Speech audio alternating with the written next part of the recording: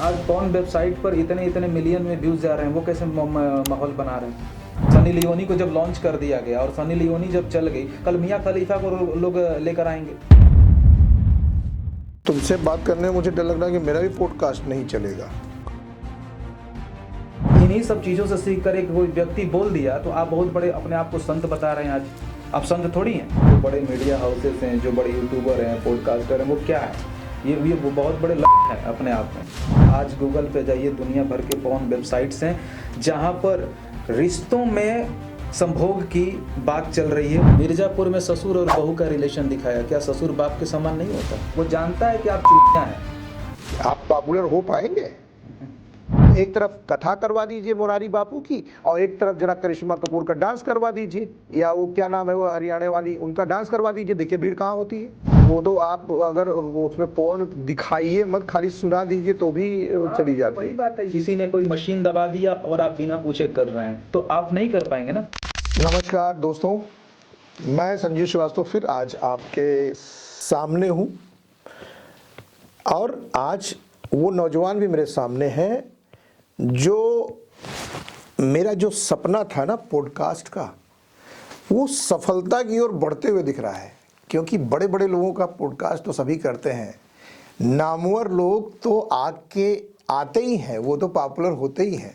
साथ में मेरा जो उद्देश्य था कि हम आपके बीच से कुछ स्ट्रगलर नहीं कहेंगे, कुछ अपने राही जो होते हैं, अपनी मंजिल की तरफ जो राह पे चल रहे हों, उनको लेके आएँ और उनको आप लोगों के बीच से ही वो लोग अपनी बातें करें और कहानी सुनाएं। क्योंकि उनके जज्बात भी तो हैं, उनके दिल भी तो हैं, उनकी भी अपनी एक लाइफ तो है।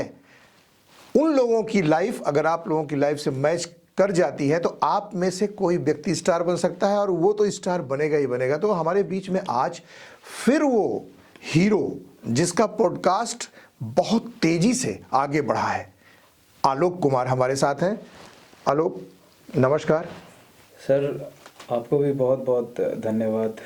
और इतने बढ़िया, इतने अच्छे अच्छे कमेंट्स उस पर आए हैं, लोगों ने उस पॉडकास्ट को पसंद किया। 8-9 पॉडकास्ट मैंने डाला है अभी तक जीती जिंदगी पर और वो पसंद किया गया। नहीं, जिस तरीके के आपके सवाल होते हैं और जो आप लेकर चल रहे हैं, आगे की तरफ बढ़ रहे हैं, जो आम लोगों की कहानियाँ सुन रहे हैं, तो वो अपने आप में काबिल तारीफ़ है। क्योंकि आम लोगों की जो कहानियाँ हैं वो कोई सुनना नहीं चाहता, तो ये अपने आप में एक नई चीज़ है। नौजवानों के साथ बैठने में मुझे अपना पुराना दिन याद आता है दरअसल, इसलिए मैं नौजवानों के साथ बातचीत करना चाहता हूँ। नौजवान है भी और कोई भी व्यक्ति, इसमें कोई शक नहीं है। जब तक व्यक्ति के अंदर ऊर्जा मौजूद है, वो मन से चंचल है, वो तब तक नौजवान है। शरीर तो बस एक नंबर का खेल है और कुछ नहीं है ऐसा। चलिए धन्यवाद।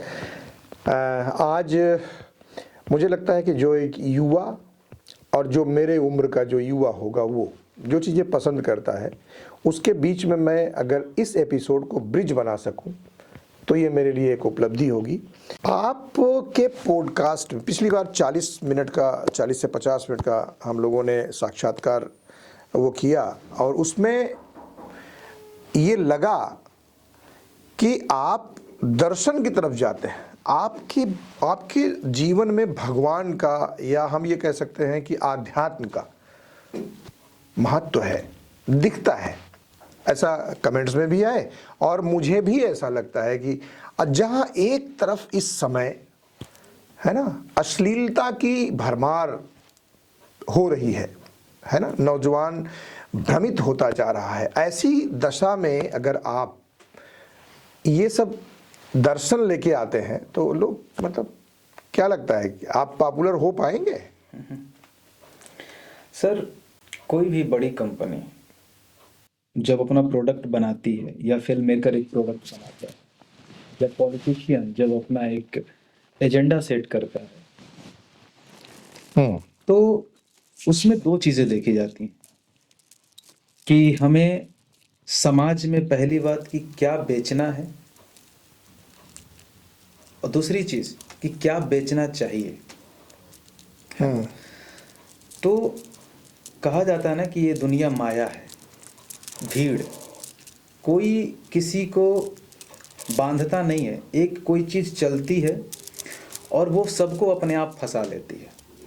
एक होता है काम आप जब करते हैं सजगता के साथ कि आप समाज के लिए क्या दे रहे हैं, क्या बना रहे हैं या क्या बेच रहे हैं। एक ये देखा जाता है कि समाज में क्या बिक रहा है। तो रहा सवाल मेरा पॉपुलर होने का, तो वो तो मैं नहीं जानता, और जिस तरीके की बात मैं सोचता हूँ वो बहुत ही मेरे लिए भी बहुत सोचने वाली बात हो जाती है कि क्या पता चीज़ें मुझे स्वीकार करी जाएंगी या नहीं करी जाएंगी। क्योंकि एक तरफ तो जैसे कि आपने कहा कि अश्लीलता और जो चीज़ें चल रही हैं वो तो मुझे पता नहीं, लेकिन आपने सही कहा, जहाँ मिर्ज़ापुर जैसी चीज़ें हिट होती हैं, सेक्रेड गेम जैसी चीज़ें हिट होती हैं, पूरा एक माहौल जो है गाली गलौज, अश्लीलता, नग्नता, फुहड़ता का जो चल रहा है, उसी का एक रिज़ल्ट अभी आप सुने होंगे कि जो बड़े यूट्यूबर है रणवीर अलाहाबादिया, उन्होंने जो कहा एक शो में, समय रैना और एक और जो लड़की हैं, जो बहुत बड़ा केस उनके ऊपर चल रहा है, सुप्रीम कोर्ट में चल रहा है, फटकार लगाया। तो सर ये जो चीज़ है ना, ये नया नहीं है, ये नया है ही नहीं। इसकी जो बीज है ना बहुत पहले डाल दी गई थी, और आज लगभग हर युवा फंसा हुआ है इस चीज़ में। अब उसके मुंह से वो निकल गया गलती से, उसने पश्चिम का एक शो है वेस्ट कंट्री का, उसने वहाँ से रेफरेंस लिया, कॉपी पेस्ट कर दिया। अब उसको ये नहीं मालूम था कि ये भारत है ना। और दूसरी चीज़ कि जो लोग उसके अगेंस्ट बोल रहे हैं ना, तो वो तो ठीक बात है कि उसको पेरेंट्स उसने हद पार कर दी, लेकिन बीज तो पहले से बो दिया गया है। मिर्ज़ापुर में ससुर और बहू का रिलेशन दिखाया, क्या ससुर बाप के समान नहीं होता है? तो खैर छोड़िए, उस विषय पर हम ज़्यादा नहीं जाएंगे। अब रहा सवाल मेरी चीज़ों में आध्यात्मिकता दिखती है। सर मैं अभिनय की तरफ, आध्यात्मिकता की तरफ, इस आध्यात्मिकता की वजह से आया है, किस लिए आया मुझे नहीं मालूम है, क्योंकि आध्यात्मिकता का मतलब मुझे मालूम भी नहीं था। लेकिन जब अभिनय को मैं समझा, तो अभिनय एक ऐसी चीज़ है जो अलग अलग कहानी में अलग अलग किरदारों को, अलग अलग भावनाओं को समझने के लिए, उनको एक्सप्रेस करने के लिए आपको तैयार करती है। जैसे कि आप हैं, अगर मुझे आपके किरदार को प्ले करना पड़ेगा तो मुझे अपने आप को शून्य करना पड़ेगा। तो शून्य करना ही तो अध्यात्म है। अध्यात्म भी तो यही कहता है कि अपने आप को शून्य करो। शून्य मतलब कि जो आप अहंकार पाल के रखे हुए हैं कि मैं हूँ, मैं कौन है? मैं सिर्फ आप इसलिए हैं क्योंकि आपके पास याद है, मेमोरी है कि आप यहाँ पैदा हुए थे, आप फलाने हैं, आप चिलाने हैं, आपके पास इतना रुपया है, आपकी बीवी ये है, आपका भाई ये है, आपके माता, ये सब आपकी याद है। अगर आपकी मेमोरी को डिलीट कर दिया जाए तो मैं आपसे पूछूंगा आप कौन है? आपको मालूम ही नहीं रहेगा कि आप कौन है, चाहे आप करोड़पति ही क्यों ना हो, आपको मालूम ही नहीं रहेगा। तो ये जो मैं है, यही अहंकार है, आपकी याद। प्रैक्टिकल नहीं है ना, कैसे आदमी भूल सकता है अपने आप को? बहुत सारे लोग भूल जाते हैं, और बात भूलने की नहीं है, बात समझने की है। जैसे कि आपने जो कहा कि अश्लीलता और फुहड़ता और सारी चीज़ों पर जो आपने कहा, और जो मैंने रिप्लाई दिया कि एक चीज़ ये होता है कि समाज में क्या आप बेच रहे हैं, दूसरी चीज़ ये होती है कि समाज में क्या बेचा जाना चाहिए। तो जो चीज़ें चल रही हैं वो एक कहते ना कि ज़ॉम्बी लाइफ, मतलब कि जिसके भीतर जो डाल दो एक रोबोट मशीन की तरह, वो इधर चलने लगा, उधर चलने लगा, उधर चलने लगा। तो आज जो है ना 90% लोग उसी में तो फंसे हुए हैं। अपने आप सब चल रहे हैं, अंधाधुन चल रहे हैं, अंधाधुन चल, जैसे कि पिछले पॉडकास्ट में भी हमने यही जिक्र किया था। तुमसे बात करने में मुझे डर लग रहा है कि मेरा भी पॉडकास्ट नहीं चलेगा, क्योंकि मसाला ही नहीं है।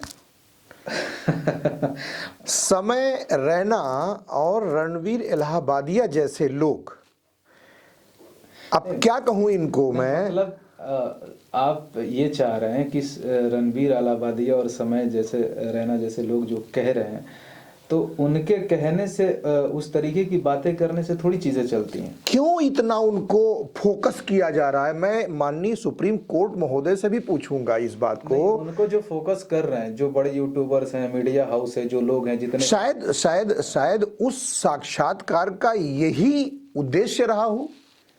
जो लोग आज संत बन रहे हैं, जो अगेंस्ट में बोल रहे हैं, उसने तो गलत बोला ही, ठीक बात है, लेकिन जो लोग आज अगेंस्ट बोल रहे हैं, जो बड़े मीडिया हाउसेस हैं, जो बड़े यूट्यूबर हैं, पॉडकास्टर हैं, वो क्या है?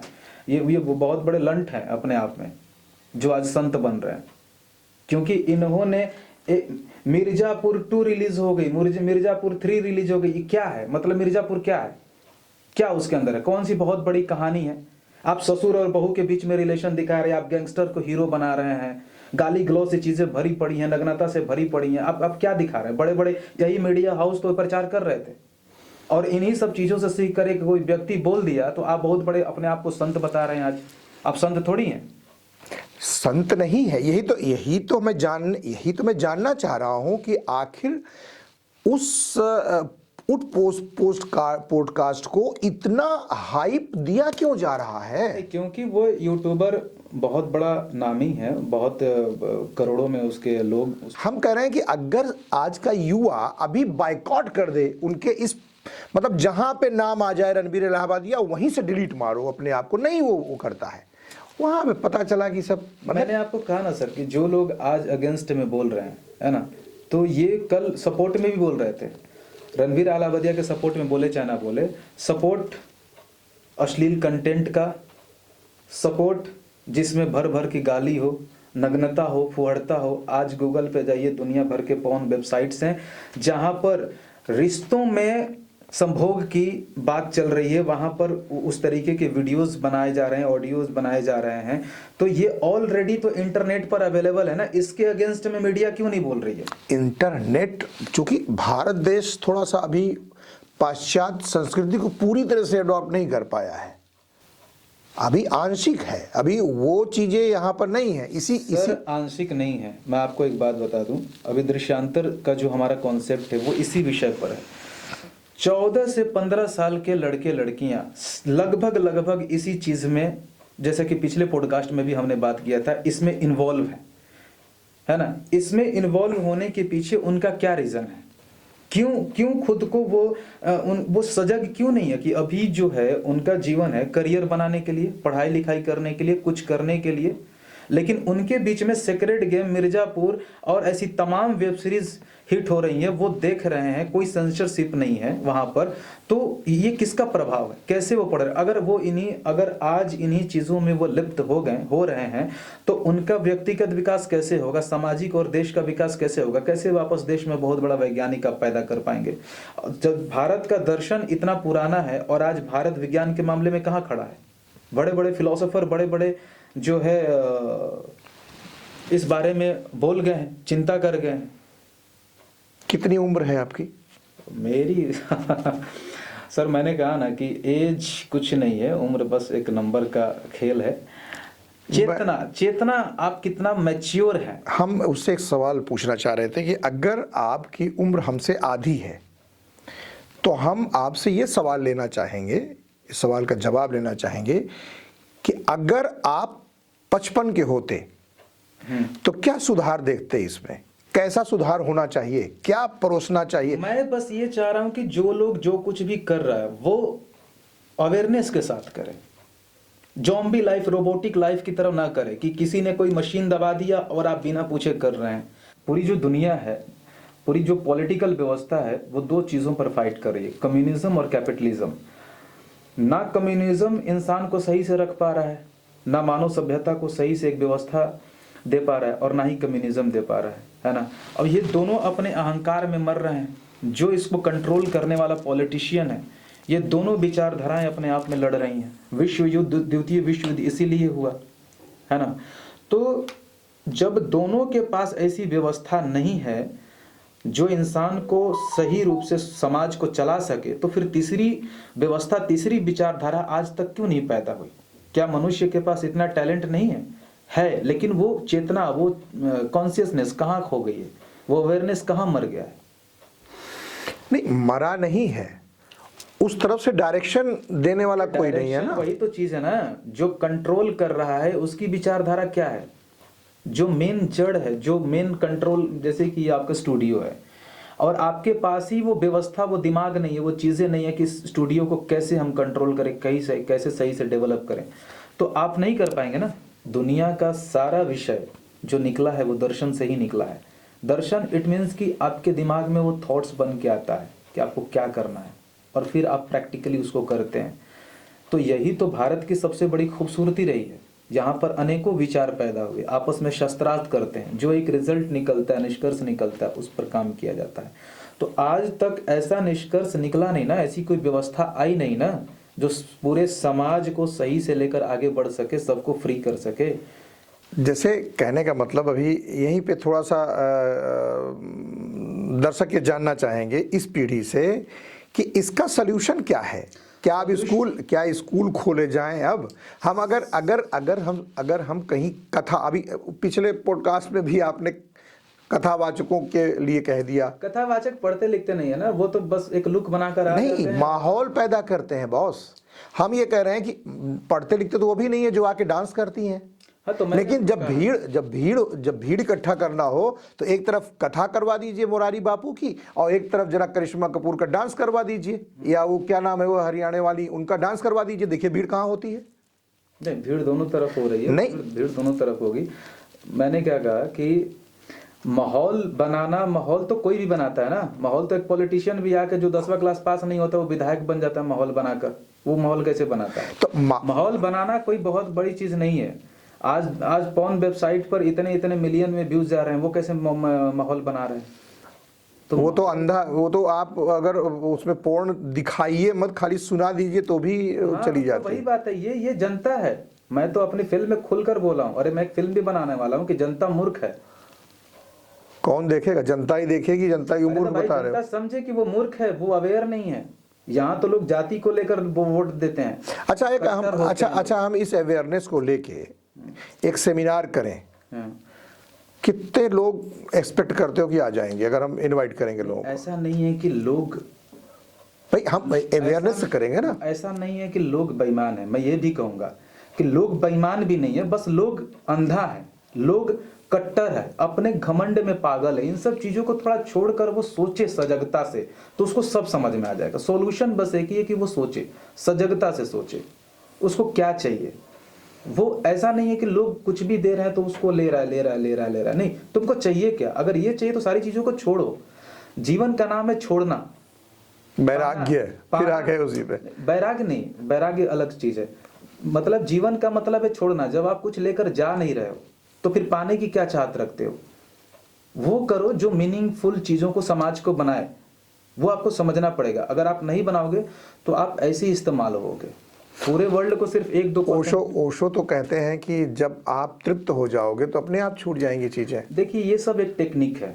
जैसे कि किसी भी काम करने को मेरा अपना एक टेक्निक है, किसी व्यक्ति का दूसरा एक टेक्निक है, किसी व्यक्ति का तीसरा एक टेक्निक है। ठीक है, तो ओशो का अपना एक टेक्निक है। कई सारे लोग उस टेक्निक के साथ उसको सपोर्ट में आ सकते हैं, नहीं भी आ सकते। कई सारे लोग उस टेक्निक के साथ सफल हो भी सकते हैं, नहीं भी हो सकते हैं। एक सर चीज है कि मतलब हमारे बापू आसाराम जी सफल नहीं हुए, ओशो सफल हो गए। मैं कह रहा हूं ना कि ये सब एक सिर्फ टेक्निक है। जैसे कि गौतम बुद्ध का सबसे बड़ा जोर इस बात पर था कि आप मेडिटेशन कीजिए, है ना। कोई राम राम करता है, कोई राधे राधे करता है, कोई पूजा करता है, कोई निराकार की पूजा करता है, कोई साकार की पूजा करता है। सबका मूल चीज क्या है? सबका मूल चीज ये है कि आप जो मन की बकबकाहट है उसको शांत करें। शांत मतलब एक चीज पर आप फोकस हो जाएं। जैसे कि कोई व्यक्ति राम राम राम राम राम राम कर रहा है, तो वो राम राम में शक्ति नहीं है। वो राम राम की वजह से राम पर फोकस हो गया, उसका मन एक जगह पे रुक गया। वो राधे राधे की वजह से मन उसका एक जगह पे रुक गया। तो ये सब चीज अब एक दूसरी एक टेक्निक है। अगर कोई मेडिटेशन कर सकता है तो मेडिटेशन करे। तो जो ब्रेन है हमारा, है ना, वो ब्रेन है वो एकदम शांत हो जाता है। तो मन की जो बकबकाहट है, जब वो शांत पूरी तरीके से हो जाएगा, जब एक चीज पर वो फोकस हो जाएगा, तभी आप समझ पाएंगे कि अब आपको क्या करना है। क्योंकि अगर नॉर्मली भी मन कभी रुकता नहीं है, जैसे हम बैठे हैं तो मन या तो हमारी बीती हुई यादों में फंसेगा या तो कल्पनाओं में फंसेगा।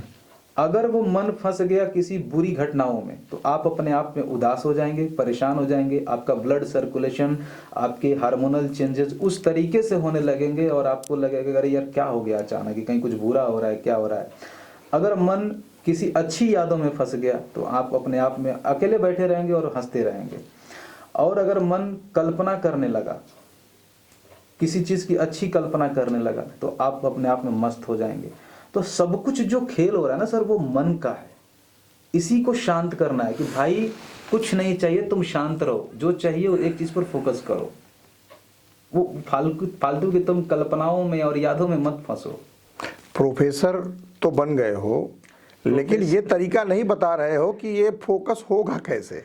मैंने कहा ना कि हर लोगों का... अच्छा एक बात बताओ, हमारी जेब में पैसे नहीं है, हमारे मतलब हमारे जैसे लोगों के, और मन कर रहा है, मन नहीं कर रहा है कि हम पिज्जा खाएं, रोटी ही खा लें,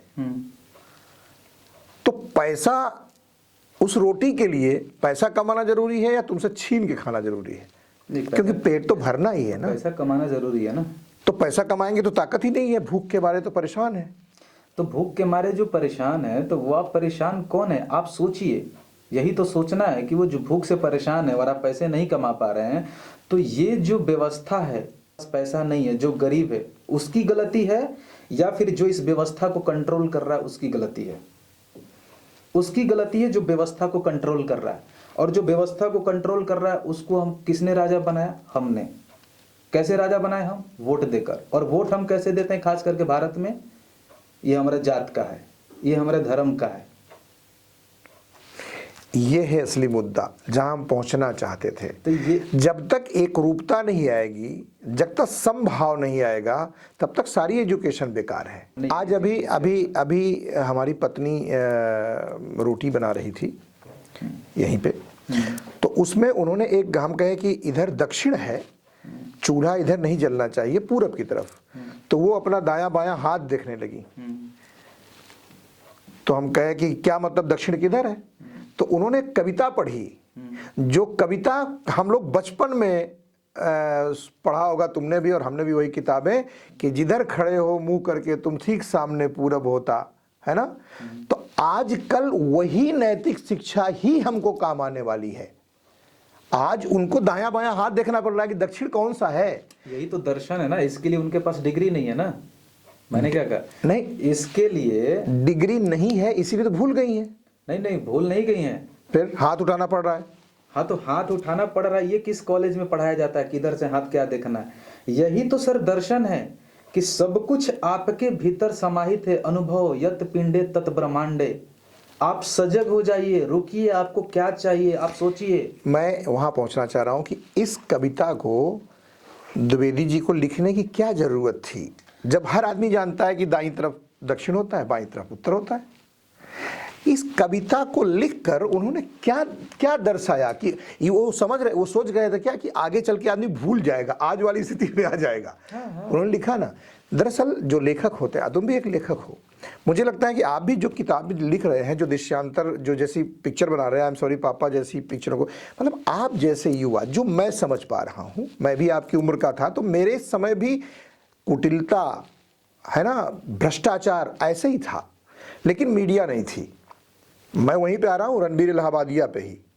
मीडिया नहीं थी, अपराध तब भी होता था, हत्याएं तब भी होती थी, बलात्कार तब भी होते थे, है ना, घरेलू हिंसा तब भी होती थी, लेकिन ये जो प्रदर्शन होता था ना, वो कम था। आज आप भी प्रदर्शन करके ही तो समाज को सुधारने पे लगे हुए हो, और कुछ लोग प्रदर्शन करके ही समाज को खराब करने पे लगे हुए हैं। अब उस प्रदर्शन में हम देखते क्या है? अभी एक पिक्चर आई थी, जिसमें कौन सी पिक्चर थी, नाम मैं भूल जाता हूं, उसमें दिखाया गया कि रामायण के कुछ पात्र आ गए बीच में। वो पिक्चर भाई साहब नहीं चली। सिंघम वो पिक्चर नहीं चली। आप सोच के देखिए, मेरा दर्द है। मैं वो फिल्म देखने गया था, वो पिक्चर नहीं चलने का कारण रामायण नहीं है, उस पिक्चर को नहीं चलने का कारण उसकी बोरिंग स्क्रीन प्ले थी। वो आपके दृष्टिकोण से, लेकिन मैं जो कह रहा हूं, स्क्रीन प्ले, हम ये जो आई है जो मारकाट वाली छावा, ऐतिहासिक है, हमने इतिहास में पढ़ा है सब कुछ, लेकिन उस पिक्चर में इस पिक्चर में सिमिलरिटी होगी कि नहीं होगी? इन्होंने भी वीरता को हमारे प्रमाणित किया, वहां भी वही चीज आ रही थी, लेकिन वहां पर मुझे लगता है आध्यात्म आ गया, राम आ गए।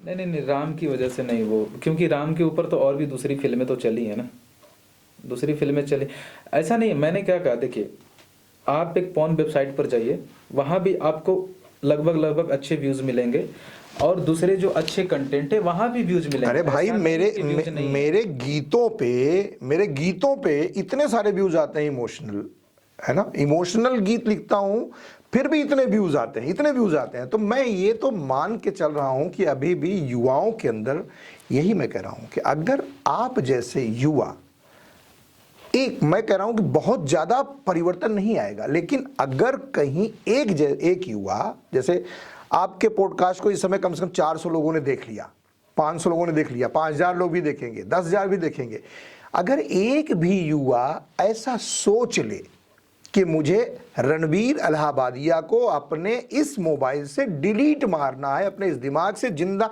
नहीं रखना है, क्योंकि इसने ऐसा किया, ऐसा बोला, ऐसा प्रदर्शित किया।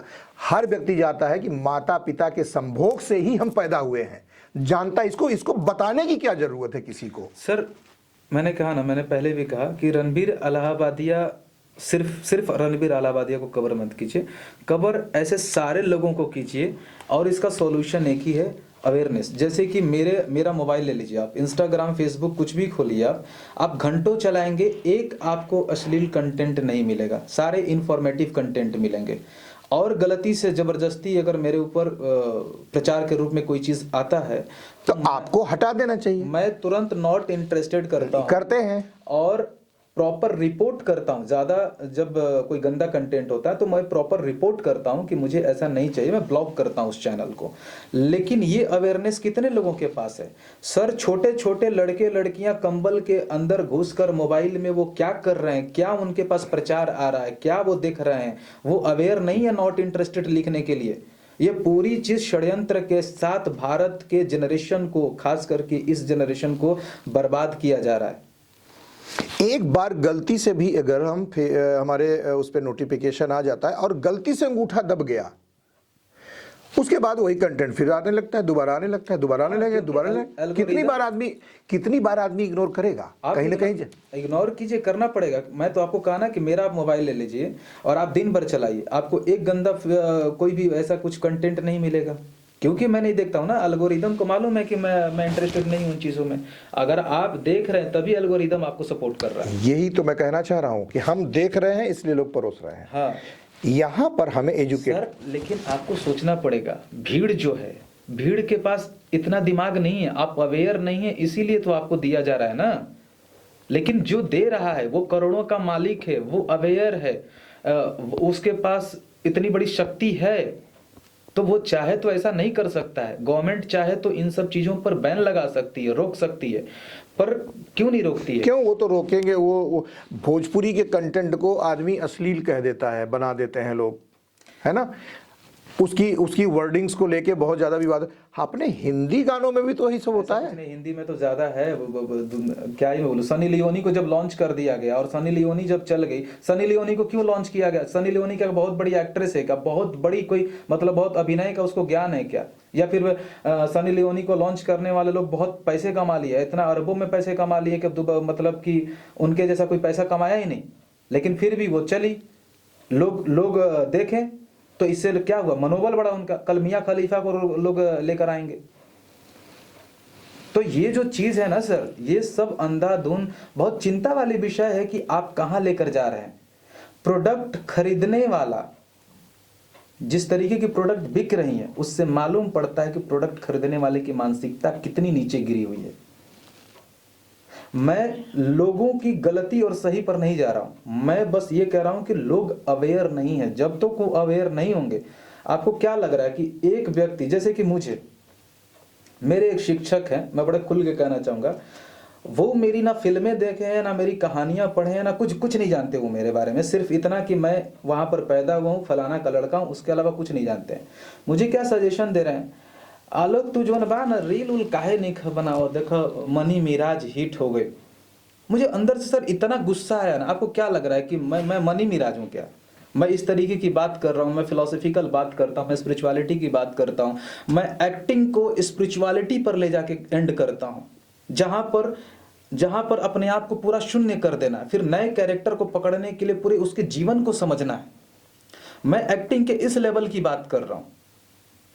और एक गांव का आदमी जो मुझे नहीं जानता और ना ही जानने की कोशिश कर रहे हैं वो महाशय, और मुझे कह रहे हैं मनी मिराज का एग्जांपल दे दिए, कितना मुझे कचोटेगा एक शिक्षक होके कि कहाँ आपकी कितनी मानसिकता कितने नीचे की तरफ है। अभी परसों मेरे पास भी एक फ़ोन आया कि आप ऐसी पिक्चरें जो बना रहे हैं इसमें आपको क्या हासिल होने वाला है।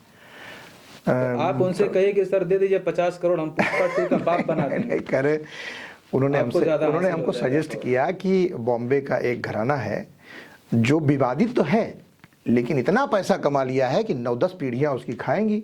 आप पूर्ण पे आ जाइए और बहुत पैसा भी नहीं लगता है और अथाह पैसा आता है। जो बोलेगी सर आप ही पैसा लगाइए, उसका रिटर्निंग 100% आप रख लीजिएगा। भैया काहे को इस पे लगवाएंगे मालिक? नहीं, क्योंकि अगर उनका कॉन्फिडेंस है ना, वो आपको सलाह दे रहे हैं ना, तो कहिए कि सर ऐसा है कि आप इन्वेस्ट कर दीजिए। हम सही हैं।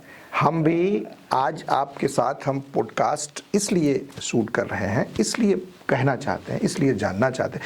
अभी तक मैंने सिर्फ ब्रजभूषण दुबे जी के अलावा अपनी उम्र के किसी व्यक्ति का पॉडकास्ट नहीं किया है, क्योंकि हम जैसा सोचते हैं वैसा तो हम जानते ही हैं कि वो सोच रहा होगा, लेकिन हमारी ये पीढ़ी क्या सोच रही है कुछ है दम। हालांकि हमें हमें हमें भरोसा है, हमारे गीतों को नौजवान पसंद करते हैं, है ना, तो मुझे तो ये भरोसा है कि नहीं नौजवानों में भी, लेकिन कंटेंट तो चाहिए ना।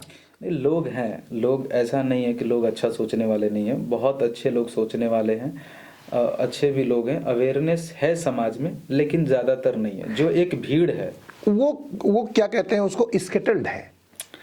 इसको ये जो स्केटल्ड इंफॉर्मेशंस हैं इसको हम ऑर्गेनाइज कैसे करें, इस पर आपको काम करना होगा। इस पर सर हमें इस पर आपको संस्था बनानी, आपको पहले तो आप चूज करना पड़ेगा कि आप किसको सत्ता में लेकर आ रहे हैं, किस विचारधारा को। जैसे कि भारत में कोई एक आम आदमी वोट देता है, उसको मालूम ही नहीं सर कि पॉलिटिकल आइडियोलॉजी क्या होती है, उसको मालूम ही नहीं, लगभग लोगों को नहीं मालूम है कि एक राजनीतिक विचारधारा क्या होता है, और इस विचारधारा का ये पार्टी अगर सत्ता में आएगा तो वो क्या परिवर्तन करेगा और क्या नहीं करेगा।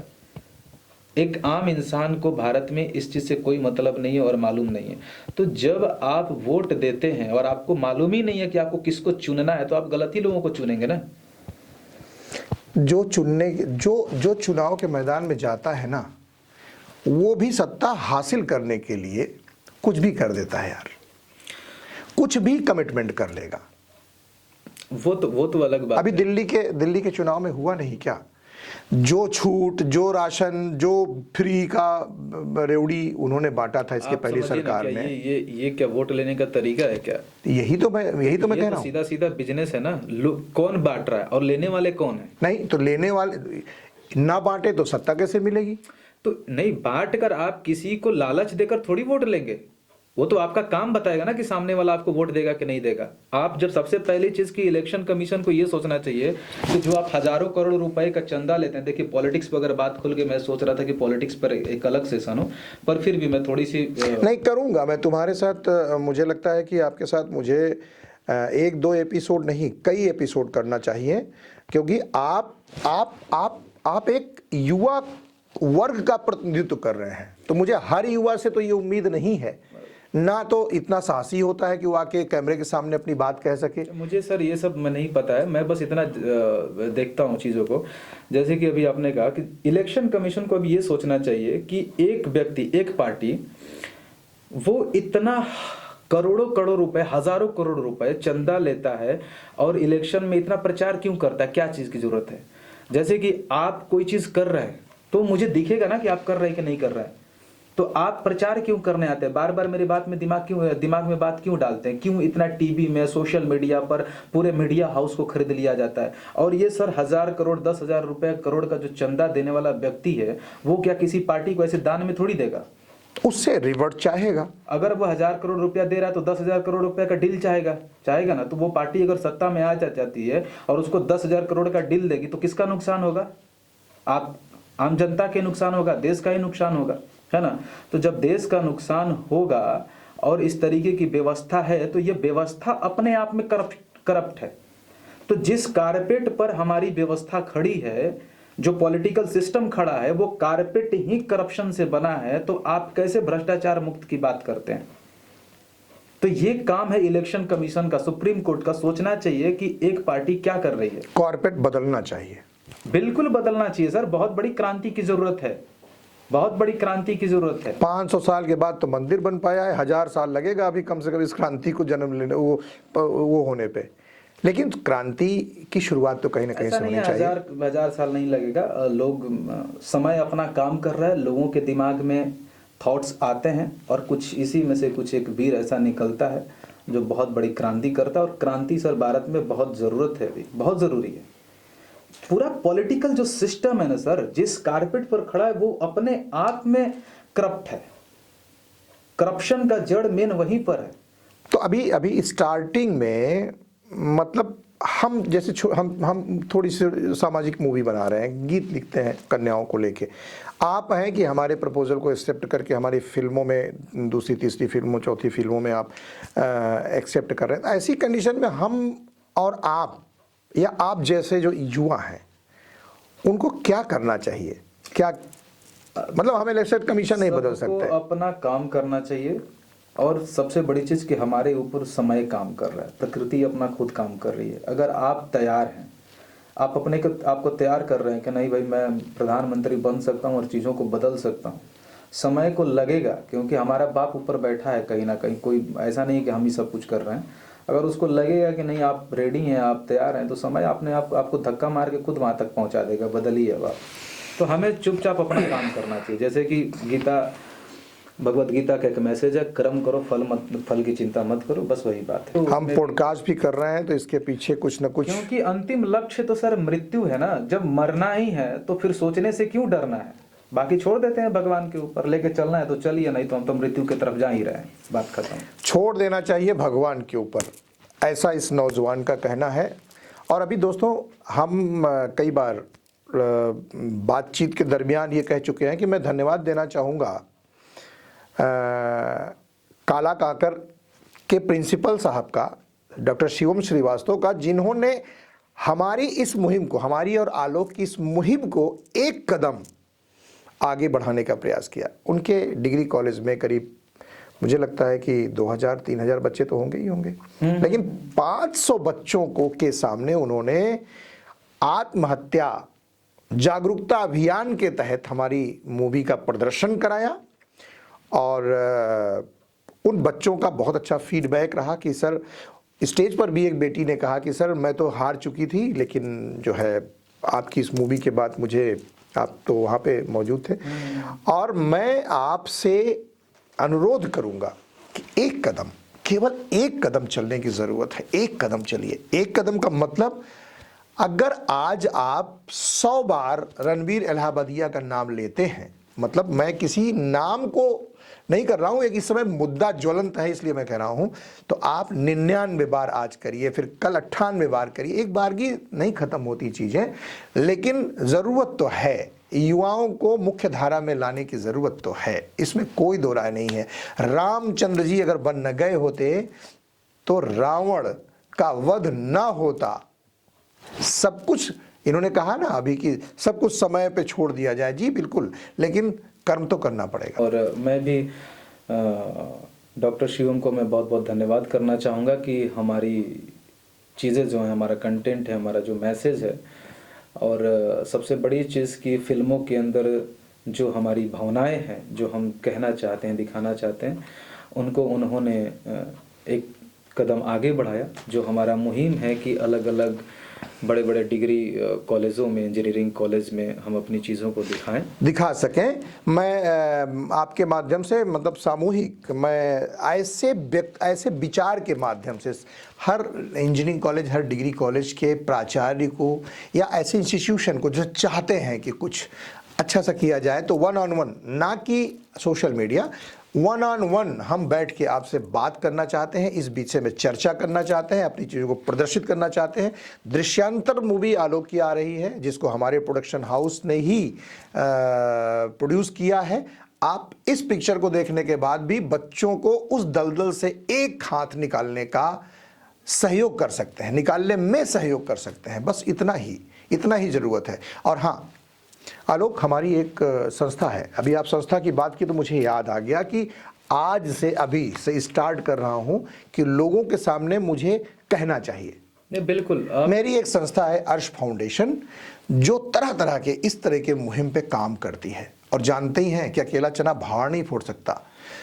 हम आपसे अनुरोध करेंगे कि अर्श फाउंडेशन पे बच्चों की शिक्षा, ये जो दिग्भ्रमित वाली स्थिति है उस पर काम हो रहा है, अन्नपूर्णा रसोई पे काम होता है, हमारा अपना स्टूडियो बना है यहाँ पर, जहाँ पर किसी के अंदर कोई स्टार है, अगर वो गाना गाता है, कुछ भी करता है, तो हम उसको यहाँ पर मुफ्त में, मतलब सिर्फ जो नॉमिनल चार्जेस है, केवल जो 501 रुपए का हमने एक फीस रखा हुआ, फीस नहीं है वो डोनेशन है कि आप 501 रुपए दीजिए और आराम से यहाँ पर आके अपना गाना गाइए, एडिट कराइए, कुछ भी करिए।